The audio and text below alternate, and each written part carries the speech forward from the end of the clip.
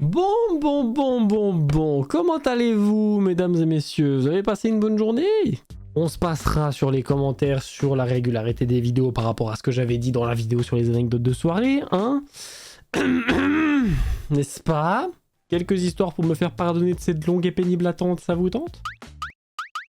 Du coup, aujourd'hui, nouvelles histoires, nouvelles anecdotes de ma vie absolument exceptionnellement plate. En fait, maintenant que j'y pense, il se passe rien dans ma vie, mon dieu. Enfin, vous allez le voir, aujourd'hui, ça va être un petit peu plus que des anecdotes de soirée, comme vous l'aurez pu voir dans le titre de la vidéo. Je vais vous partager les quelques fois où j'ai failli mourir. Oui, même moi, je suis passé quelques fois à deux doigts de la mort, mine de rien.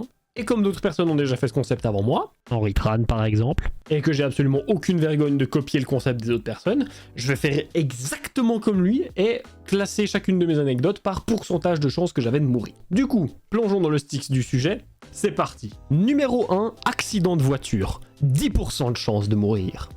Pour cette première anecdote, petit voyage en arrière en 2018, pendant les vacances d'hiver. Qui dit hiver dit neige, qui dit neige dit montagne, et qui dit montagne dit petite route de merde super étroite glacée en hiver. Est-ce que vous commencez à voir où je veux en venir? Comme je l'ai dit, c'était donc pendant les vacances d'hiver, j'étais allé en montagne avec la famille pour pouvoir aller skier, et ce soir-là, comme une fois par semaine quand on va en vacances de ski pendant cette période-là, on était allé au restaurant pour se faire une bonne bouffe. Restaurant était super sympa, une bonne petite ambiance de chalet de montagne, la bouffe incroyable. Bref, la soirée était juste extraordinaire jusque-là, tout allait pour le mieux.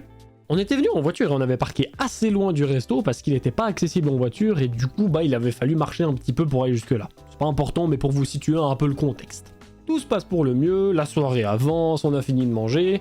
Et en fait, le truc, c'est que comme on est à l'intérieur, en fait, on voit pas vraiment ce qui se passe dehors et du coup, au bout d'un moment, on se rend compte qu'il y a quand même des sacrées chutes de neige. Si vous avez déjà conduit ou été dans une voiture sur une route recouverte de neige, vous devriez commencer à voir plus précisément vers où est-ce qu'on se dirige.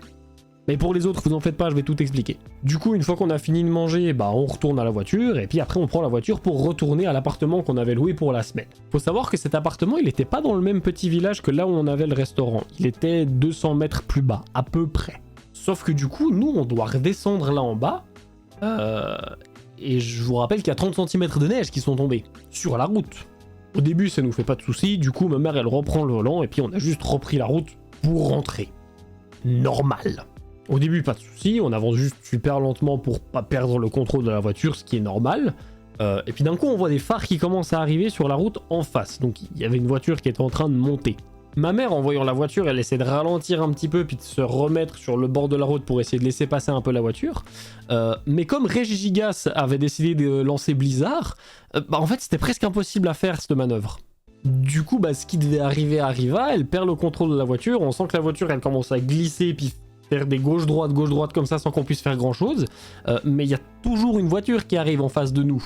Et puis bien évidemment, d'un coup, bam quoi, on rentre dans la voiture qui arrivait en face. Alors, heureusement, c'était pas un impact de face. On a tapé l'arrière de la voiture avec l'arrière de notre voiture.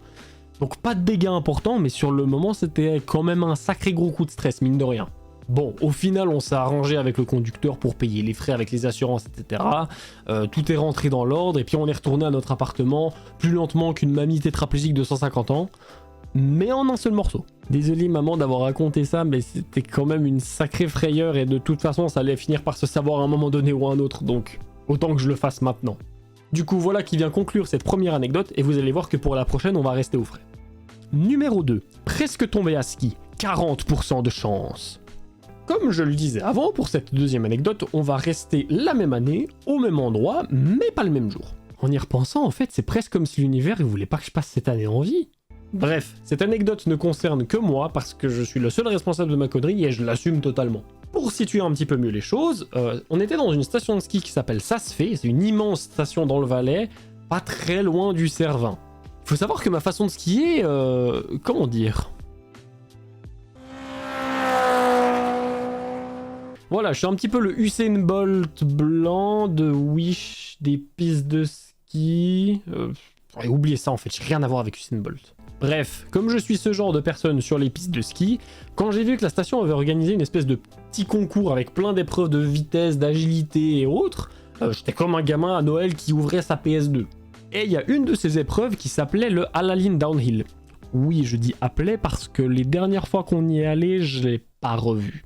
Et cette épreuve consistait du coup à commencer au point le plus haut de la station et à descendre le plus bas, le plus rapidement possible. Petit rappel de ma façon de skier. Et évidemment, comme je suis un petit con, elle me dit que je vais y aller à fond, parce que sinon c'est pas drôle. Du coup, je me prépare, je scanne mon truc pour commencer l'épreuve, il y a le petit compte à rebours qui commence, et dès que t'as le 0 qui arrive, je pars comme un poulet qui serait rentré par erreur dans un KFC. Je vais bien évidemment droit en bas de la piste, j'avance plutôt bien même d'ailleurs, je vois Olaf qui me fait coucou depuis le bord de la piste, et même si je galère un petit peu à ralentir, j'arrive plus ou moins à garder le contrôle, mais pas toujours. Oh, le nombre de fois One Miss qui partait en cacahuète. Au final, j'arrive tout en bas en un seul morceau, complètement mort après avoir mis autant d'énergie là-dedans. Et puis j'ai fait 10 km de piste et à peu près 1500 mètres de dénivelé en 8 minutes 16. Ce qui est plutôt pas mal en fait en y repensant. Même si performance de côté, j'ai quand même beaucoup risqué et malgré le fait que ça se soit bien fini, ça aurait quand même pu très mal tourner très vite. Donc j'ai quand même eu beaucoup de chance. Enfin bref, la morale de cette histoire, c'est écoutez votre corps. Et faites pas trop de conneries comme moi et soyez responsable aussi, c'est le plus important. Et du coup maintenant, troisième et dernière histoire. Numéro 3, c'est la mer qui prend l'homme. 85% de chance. Pour cette anecdote finale, c'est vraiment la fois où j'étais le plus proche de la mort de toute ma vie et j'ai vraiment cru que c'était fini sur le moment. Pour ce dernier petit voyage temporel, on retourne en 2008, donc ça date un petit peu quand même. Vacances d'automne avec la famille où on était allé en Corse. On avait pris un petit Airbnb pour une semaine qui était pas trop loin de la plage, donc c'était le rêve. Plage le matin, plage l'après-midi, pas de plage le soir parce que voilà on était gamin, mais plage très souvent. La semaine avance, je découvre Pokémon Donjon Mystère Explorateur du Temps avec ma grande sœur, excellent jeu au passage. On va à la plage, bref, tout va bien dans le meilleur des mondes. Vient alors le dernier jour, la mer est super agitée mais on décide quand même d'aller à la plage pour profiter de notre dernier jour. Comme il y avait des plutôt grosses vagues, on s'amusait avec ma sœur à faire un jeu à la con, qui consiste en fait à planter nos doigts et nos pieds dans les petits gravillons qu'il y avait sur la plage, et en fait avec les vagues qui partaient, on s'enfonçait de plus en plus dans les gravillons. Je sais pas à comprendre, on avait 8 et 11 ans. Vient du coup mon tour de faire ce petit jeu, du coup je me mets en place tranquillement, et là t'as les gravillons qui partent encore, et encore, et encore, et encore, et ça s'arrête juste pas en fait.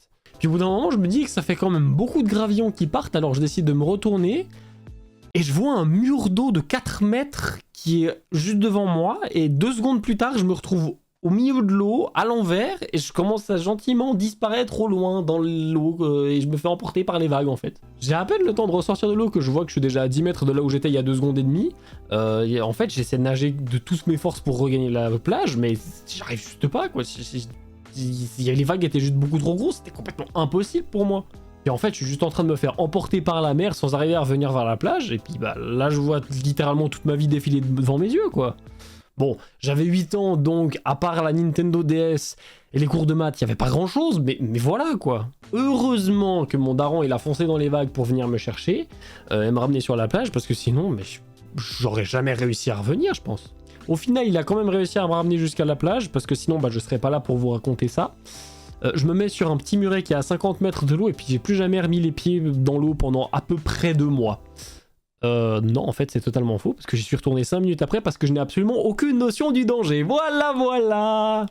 Alors, blague à part, c'était quand même une anecdote qui m'a beaucoup marqué, et je dois dire que pendant quelques jours après ça, j'étais pas super au max. Ce qui en soit est compréhensible quand t'as 8 ans, tu te rends compte que t'as frôlé la mort de vraiment pas loin. Avec tout ça, voilà qui vient donc conclure cette petite vidéo sur les fois où j'ai failli mourir. J'espère que cette vidéo vous aura beaucoup plus plu que moi au moment où j'ai vécu ces différentes anecdotes. N'hésitez pas à mettre un petit pouce en l'air sur la vidéo, moi ça me ferait toujours plaisir, et à laisser un petit commentaire pour me dire ce que vous avez pensé de la vidéo, je lis absolument tous vos commentaires. Comme annoncé du coup dans ma dernière vidéo, je vais faire beaucoup plus attention au planning des vidéos pour l'avenir, parce qu'il y a un moment donné ça commence à bien faire, n'est-ce pas? Et sur ce, moi je vous souhaite une excellente journée ou une excellente soirée, prenez soin de vous, et allez pas en Corse, c'est mon conseil de la soirée. Allez, ciao tout le monde.